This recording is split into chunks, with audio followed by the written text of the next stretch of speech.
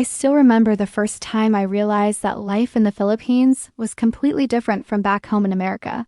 I stepped off the plane in Manila, dragging my oversized luggage through the humid air, and immediately thought, okay, this is normal here. But in America, nobody would do this.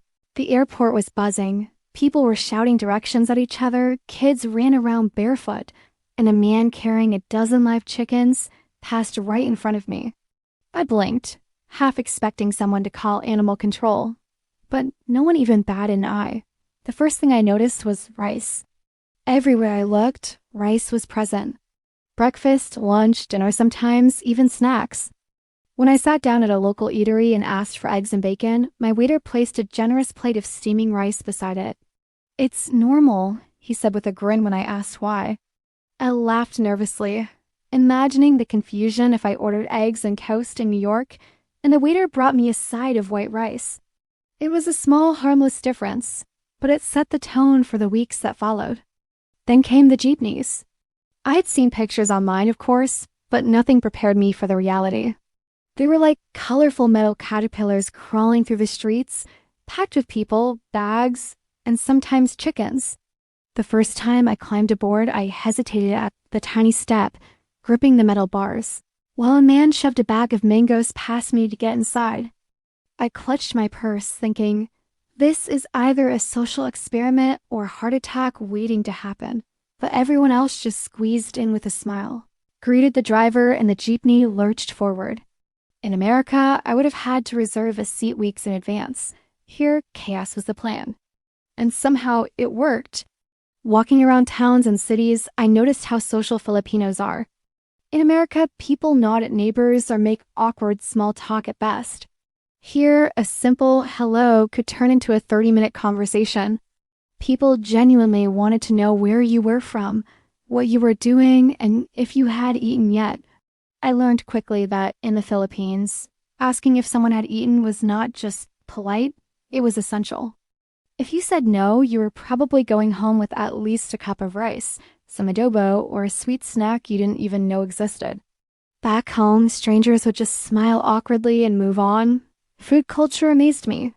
I thought I understood rice before coming here, but Filipinos take it to a level I didn't know existed. Breakfast with rice, lunch with rice, dinner with rice, sometimes even dessert had a rice component. I watched a street vendor make kakanin, a sweet sticky rice treat, and I thought, this is fascinating, but also a lot of carbs, and yet no one seemed to mind. People ate slowly, laughed, and shared their plates like it was a communal ritual. I tried it, nervously shoveling rice into my mouth while imagining my nutritionist screaming at me back home. Transportation was another culture shock. Aside from jeepneys, tricycles, buses, and crowded taxis ruled the roads. Pedestrian crossings were optional. Traffic rules seemed like suggestions, and honking was basically a form of communication. I remember standing on a busy street, watching cars, tricycles, motorcycles, and pedestrians negotiate the chaos, and thinking, in America, this would be an episode of a disaster reality show. But here, people just smiled, waved, and continued their journey. Somehow, despite the apparent anarchy, everyone arrived at their destination. Markets were a whole new world. In America, grocery stores are clean, organized, and predictable. In the Philippines, markets were alive. Vendors shouted prices. People haggled passionately, and fresh produce smelled like life itself. I once tried to buy a papaya, and the vendor insisted I taste the slice first. I did, and then he gave me another one for free. I learned that bargaining was expected, but it wasn't just about money. It was a ritual, a game, a social interaction. I left the market exhausted, sticky from mango juice, but exhilarated. I realized that in America, we don't shop this way. Here, shopping is an adventure. Filipino hospitality took me by surprise. One afternoon, I wandered into a small town looking for a coffee shop. A local woman noticed me looking lost and invited me into her home for a snack. She offered rice cakes, coffee, and a seat at her table. I was stunned, murmuring apologies, but she waved them away. "You're our guest," she said. In America, a stranger might smile and point toward a cafe, but here they invited me in as if I were family. I began to understand that this was the heart of Filipino life, the community, the connections, the human warmth that made everything feel less like a city and more like home. Fiestas were another revelation. I had seen videos of street festivals before, but nothing prepared me for the chaos, color, and energy of a real Filipino fiesta. People danced in the streets, played loud music, and served endless amounts of food.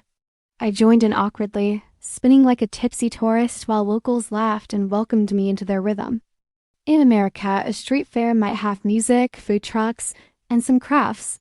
Here, it was life itself, full of passion, noise, and shared joy. I found myself laughing more than I had in months, swept up in an energy that was completely foreign but utterly contagious. Public transportation at night was another eye-opener. In America, waiting alone at a bus stop after dark feels unsafe. In small towns here, people waited for the tricycle or jeepney and chatted with each other. I stood with a group of locals at 10 p.m., and a man offered me a snack. Another asked if I needed a ride. I hesitated, but eventually I joined their laughter and stories. The trust, the safety, the casual friendliness, it was unbelievable to me. Back home, I would have been clutching my bag, scanning the street every few seconds. Here, I felt at ease, even in the dark. I also discovered that Filipinos love music always. Someone is singing, playing an instrument, or blasting a tune from their phone. Karaoke is everywhere. I joined a neighborhood gathering one evening, holding the microphone for the first time in years, and belted out an off-key rendition of a pop song. Everyone clapped, cheered, and shared more snacks. In America, I might have been laughed at. Here, I was celebrated. The joy of participation mattered more than perfection, and it changed the way I thought about life. Filipino humor surprised me too. People laugh at situations that would stress me out. A downpour flooding the street? They wade through it barefoot, laughing, waving at friends, joking about the rain gods. Traffic jam lasting hours? People smile, play cards, and chat. In America, we get frustrated, honk, or post angry tweets. Here, life's little disasters are met with laughter, patience, and creativity. It made me question my own need for control and punctuality. Living here also meant embracing unpredictability. Power outages, sudden storms, surprise festivals, last-minute invitations, all normal. At first, I was frustrated, but I learned to flow with it. I bought a small fan when electricity went out and joined neighbors by candlelight for tea. I realized that flexibility was not just a necessity. It was a way of life. I had spent so long planning every detail of my life back home, and here, I learned the beauty of spontaneity. Even small gestures carried meaning. People offered you the last piece of chicken, insisted you take a seat, or gave you water when you were thirsty. In America, these gestures might seem trivial, but here they were part of a culture of care.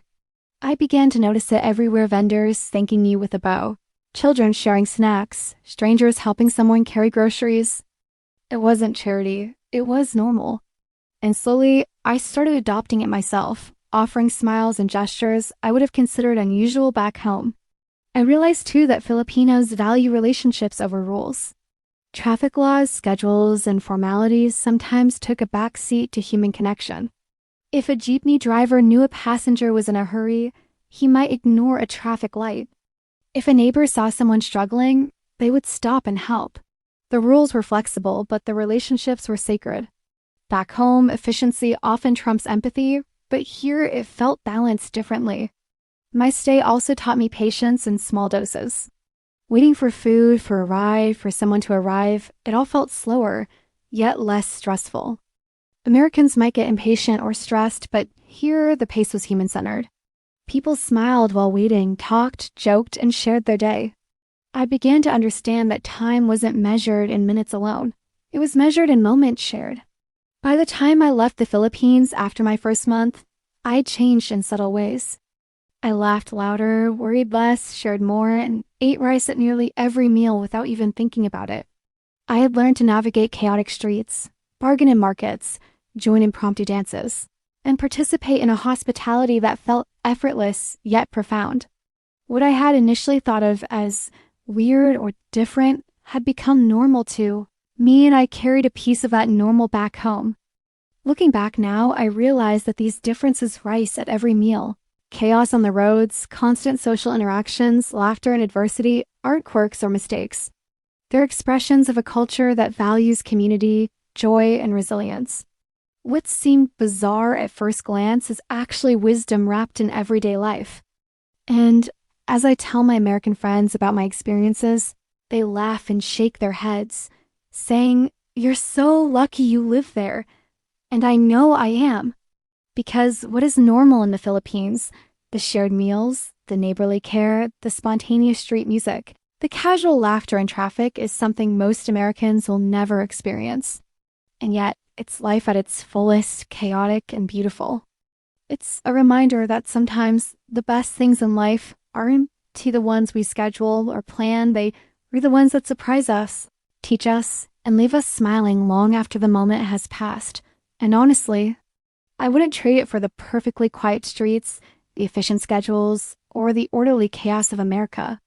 Because sometimes normal in the Philippines is exactly what life should feel like everywhere.